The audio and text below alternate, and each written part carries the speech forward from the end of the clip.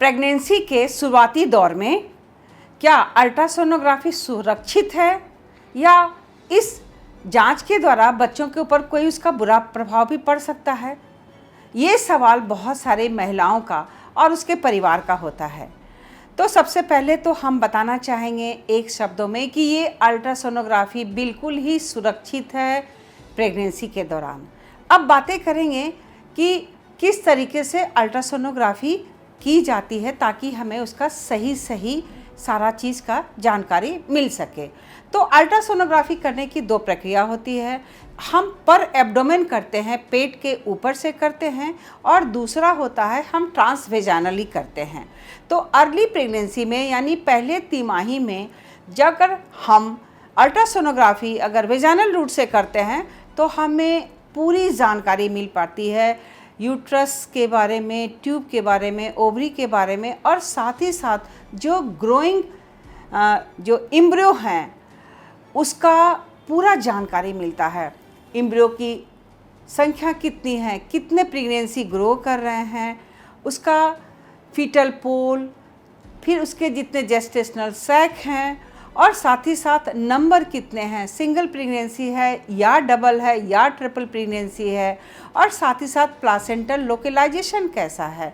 तो ये सारी चीज़ों की पूरी जानकारी हमें ट्रांसवेजानल सोनोग्राफी के द्वारा मिलती है और ये पूरी तरह सुरक्षित है।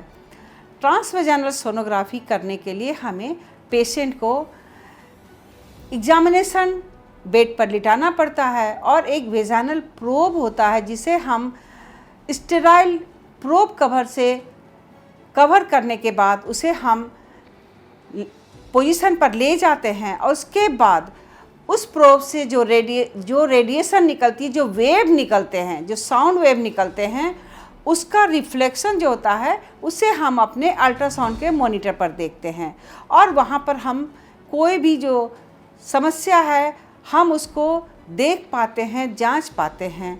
और साथ ही साथ अर्ली प्रेगनेंसी में हमारा जो फिटस का है वो सारा चीज़ डिटेल पता चलता है। तो ये अल्ट्रासोनोग्राफी का जो प्रोसेस है वो बिल्कुल ही सेफ़ है, क्योंकि इसमें साउंड वेव रिलीज़ होते हैं और साउंड वेव से कोई भी खतरा बच्चों के ऊपर बिल्कुल ही नहीं पड़ता है। ये 100% सुरक्षित है। और हम अर्ली प्रेगनेंसी में हम हर चीज़ के बारे में पता कर पाते हैं, और उसमें बच्चे की जो धड़कन आती है नॉर्मली 6 से 7 हफ्ते में, तो उसकी कार्डियक जो एक्टिविटी है वो हम ट्रेस कर पाते हैं, और उसके बाद कितनी संख्या है, हमें यूट्रस के अंदर के बारे में सारे चीज़ काफ़ी अच्छे से पता चलता है।